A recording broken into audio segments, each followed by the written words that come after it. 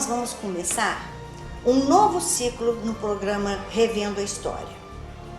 Mas antes, eu queria esclarecer umas dúvidas.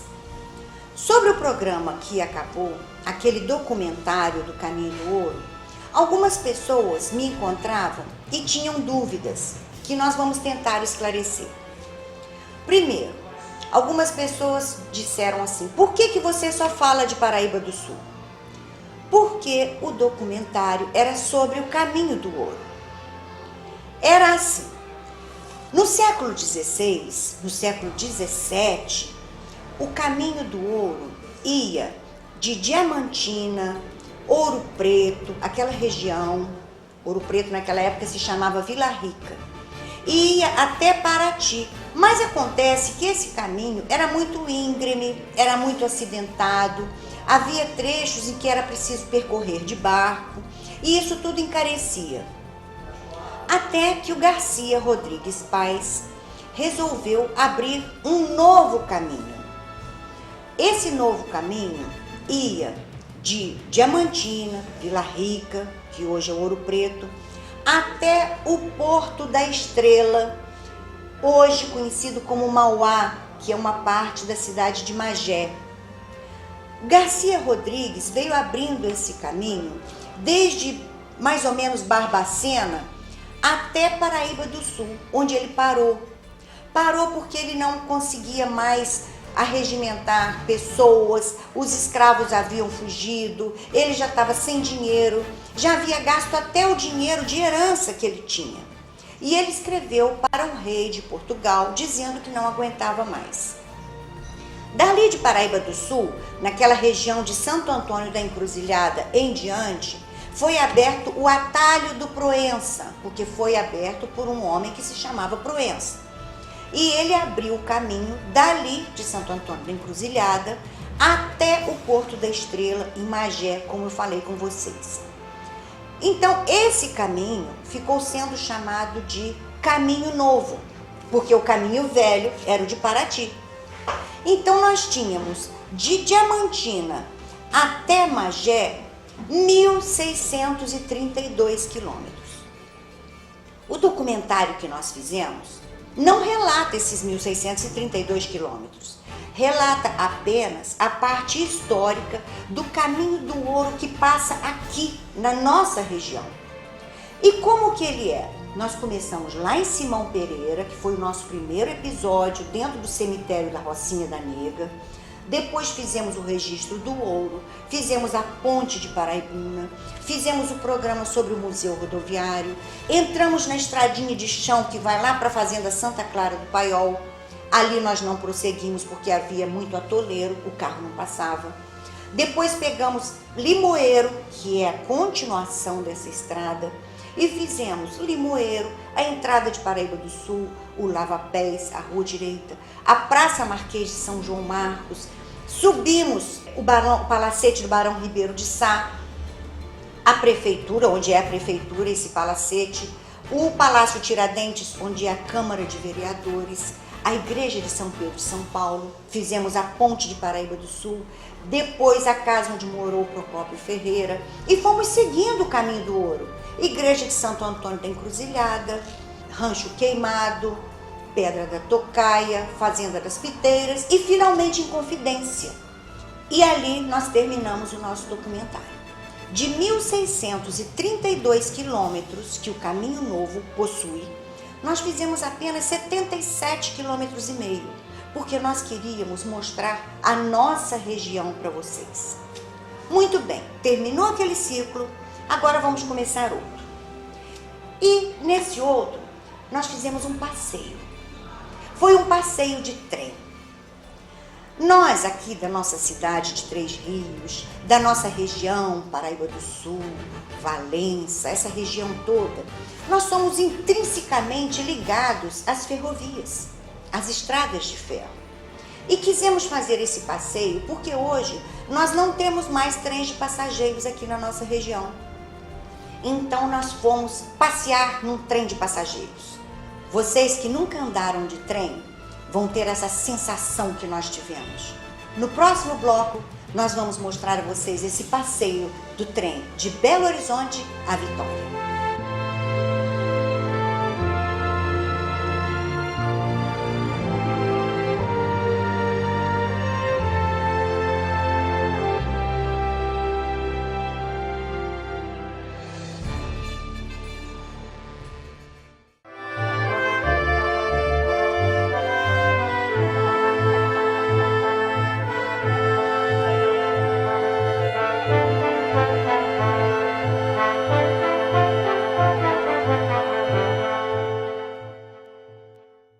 Então aqui nós já estamos com o material que nós fizemos no passeio de trem. Esse passeio começa em Belo Horizonte e nós fomos até o Espírito Santo. Eu pensava, imagine o mapa do Brasil, eu pensava que nós sairíamos de Belo Horizonte e viríamos descendo para o Espírito Santo, mas não é assim não. A gente sai de Belo Horizonte, sobe, vai até Ipatinga, Governador Valadares, e depois é que desce para o Espírito Santo. Esse trem de passageiros é o único trem de passageiros com saídas diárias no Brasil. Essa ferrovia foi criada em 1904 e contam que houve muita dificuldade por causa de febres, de impaludismo, de mosquitos. Isso tudo atrapalhou muito a construção, mas as pessoas valentemente conseguiram superar todos esses obstáculos. E ela foi feita aos poucos, 150 quilômetros, depois mais um pouquinho e depois mais um pouquinho. Em 1942, a Companhia Vale do Rio Doce passou a tomar conta desse trem. Ela é a gestora do trem Belo Horizonte-Vitória. E hoje essa ferrovia apresenta um lucro muito grande, é uma das ferrovias mais lucrativas que existem e nós ficamos muito admirados com esse passeio. Vamos lá! Aqui é o meu país, nos seios da minha amada, nos olhos da perdiz, na lua, na invernada. E chegamos à estação para embarcar. Isso em Belo Horizonte. Iríamos embarcar em Belo Horizonte para ir até o Espírito Santo. São 2 trens. Um sai do Espírito Santo às 7 horas da manhã com destino a Belo Horizonte. E o outro sai de Belo Horizonte às 7h30. Eles se cruzam no caminho. Em um certo momento, as pessoas avisam, está vindo outro trem, e a gente passa pelo outro trem no caminho. E esse trem de Belo Horizonte sai pontualmente. Não é como muitas coisas aqui no nosso país, que marca 7h30 e sai às 8, não. 7h30, 7h30 mesmo. E ali nós embarcamos. São 13h20, onde você vai curtindo as mais belas paisagens. Vocês vão ver. Nessas paisagens, nós passamos por 17 túneis. Esses túneis, alguns deles nos dão uma sensação de claustrofobia, porque são túneis de até 4 quilômetros. Passamos por 17 túneis. E no caminho, a gente vai vendo coisas lindas acontecerem. No embarque é muito interessante, porque sobem pessoas de bom humor, pessoas de mau humor, e alegria de uns e tristeza de outros, né? E sobem pessoas com filhos, com bagagens, com farinha, com linguiça. É um passeio muito interessante. Da minha amada, nos olhos da perdiz, na lua, na invernada, nas trilhas, estradas e veias que vão do céu ao coração.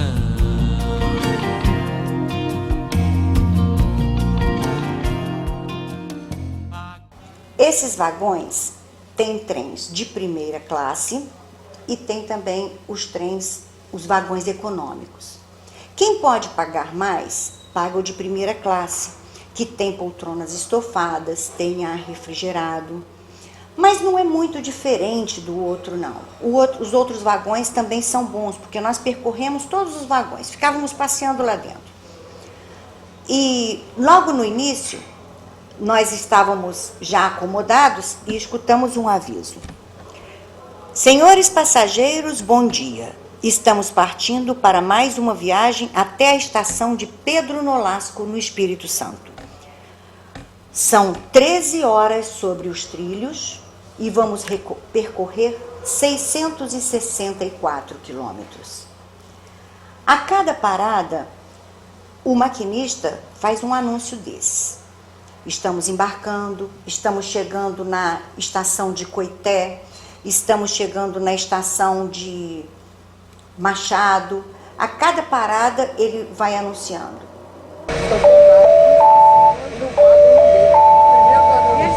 Próxima parada, Barão de Cocais, deverão desembarcar nessa estação pelo lado direito. Tempo de permanência de 3 minutos. Aos passageiros que desembarcam. A primeira parada é em Barão de Cocais. E a cada vez que o trem para, existe um aviso sonoro que nos avisa que o trem vai parar. São 25 paradas. Em cada estação, os moradores aproveitam para faturar algum dinheiro. Em um lugar eles vendem doce de banana, em outro lugar vende cocadas, mas tudo você vai comprando pela janela, porque não dá tempo não. As paradas são de 1 a 4 minutos, dependendo da quantidade de passageiros que vai subir ou desembarcar. Porque nós fizemos de Belo Horizonte a Vitória, mas muitas pessoas fazem o bilhete partido para parar em outros lugares mais próximos ou mais distantes e o valor da passagem vai diminuindo. A paisagem da Mata Atlântica, embora nós estivéssemos em plena seca, ela é verde, ela é luxuosa. Também foi muito interessante vermos as minas de extração de ferro de Minas Gerais. Então a gente se admira do quanto Minas Gerais ainda produz de minério de ferro para esse país, embora já há mais de 300 anos que se retire minério de ferro e outras riquezas minerais do estado de Minas. Na estação de Santa Bárbara, nós ouvimos um novo comunicado pelos alto-falantes. O maquinista nos informa: daqui para frente é o comando de Vitória quem orienta o trem, e não o maquinista. Isso é uma coisa mesmo muito moderna, porque o maquinista não comanda o trem. De Santa Bárbara para frente, quem comanda o trem é a estação lá em Vitória. O maquinista é um mero... Não digo que seja maquinista, ele não dirige o trem, ele não controla. Quem controla é o comando lá em Vitória.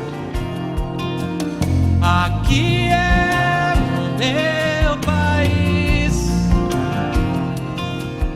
de botas, cavalo, história. E de parada em parada, chegamos a Piracicaba. Os avisos sonoros vão nos informando de tudo. Dentro do trem, tudo é muito bem sinalizado. Cuidado com escadas, onde tem um cinzeiro, cuidado com... jogue o lixo aqui. Bebidas alcoólicas definitivamente não são permitidas. Você nem tem lá como comprar e também não pode levar bebidas alcoólicas para dentro desse trem. E finalmente chegamos a Piracicaba. Em Piracicaba, passamos pela Companhia Belgo-Mineira, que é uma enormidade. E passamos também lá em Piracicaba pela igreja de São José Operário. Lembrei muito da nossa igreja aqui, de São José Operário. Essa igreja foi construída na época da Segunda Guerra Mundial, assim que acabou a Segunda Guerra. Então ela foi construída em formato de V, que simboliza o V da vitória. Durante todo o tempo da viagem, um carrinho circula pelo corredor vendendo biscoito, chocolate, café, salgadinhos para quem quiser comprar. E nós tivemos a sorte de encontrar no trem um comissário de bordo chamado Sr. André. Ele era uma pessoa muito gentil e sabe tudo sobre o trem da Vale. É assim que ele é chamado, o trem da Vale. O Sr. André nos informou que ali nessa composição trabalham 18 funcionários da Vale. Esses 18 funcionários trocam de turno na altura de Governador Valadares, que é o meio da viagem, e outros 18 funcionários entram para continuar o trabalho. A composição tem 13 vagões de classe econômica. Nesses vagões circulam mais ou menos 1.040 pessoas.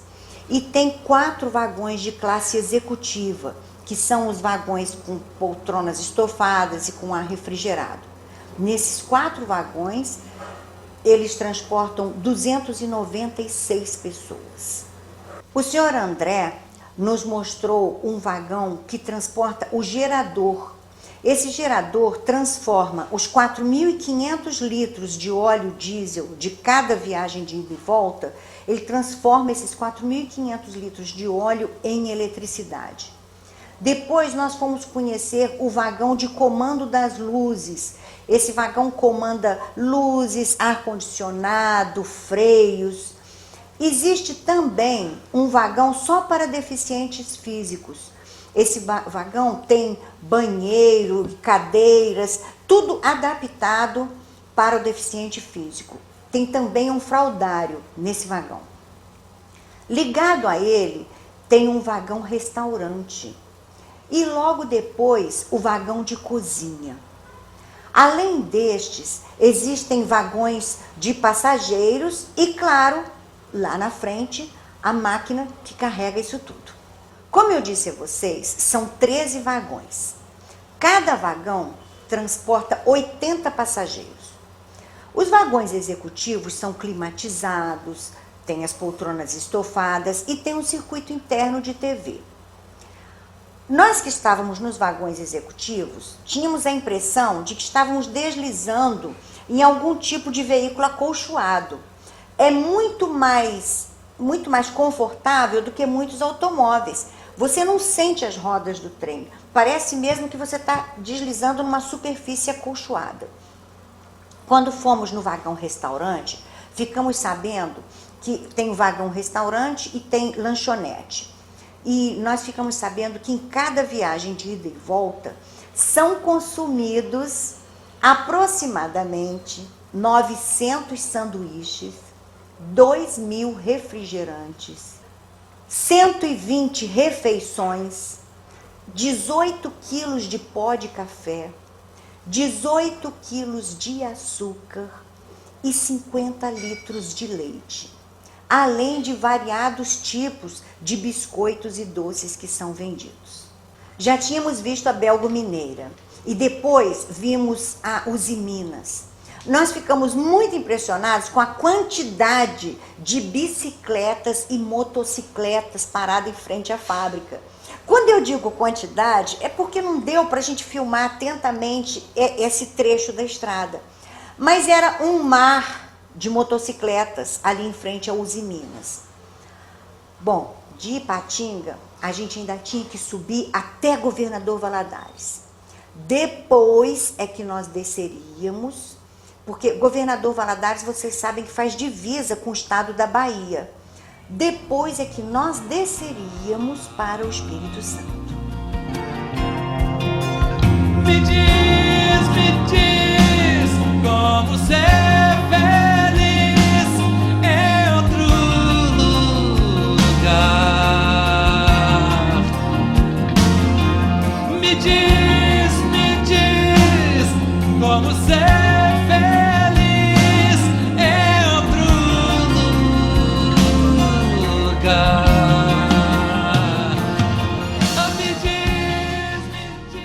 Ainda em Ipatinga, o senhor André nos mostrou o Rio Doce.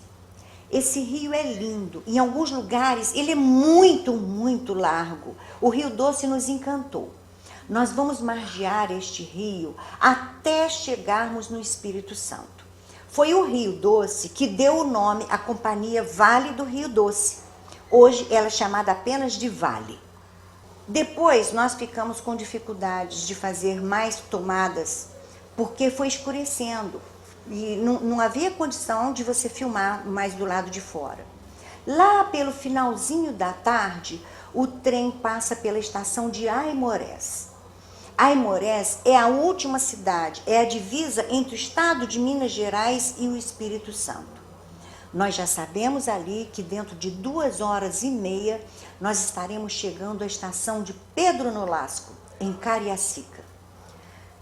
Cariacica fica a 15 quilômetros de Vitória, é chamada Grande Vitória, capital do estado do Espírito Santo. Nós que somos muito curiosos, ficávamos perguntando ao gerente do trem, ao seu André, ficávamos perguntando mais dados, porque nós queríamos contar isso tudo para vocês.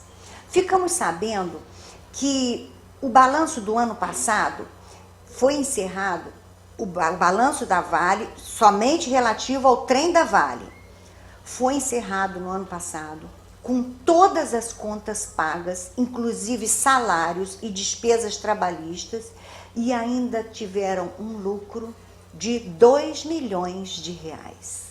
Nós procuramos saber quanto custa uma passagem de ônibus de Governador Valadares a Vitória. Custa R$ 66. Este mesmo percurso de Governador Valadares a Vitória, no trem da Vale, custa R$ 23. Nós procuramos saber por que a passagem de trem é tão barata. E o senhor André nos disse que essa é a parte social que a Vale se sente na obrigação de fazer. E chegamos ao final da viagem, à estação Pedro Nolasco, em Cariacica. E lá nós paramos para perguntar uns aos outros. E hoje nós perguntamos a vocês: trem de passageiros no Brasil é problema ou é solução? Eu sou Sinara Jorge. Eu gosto de contar histórias. Meu pai.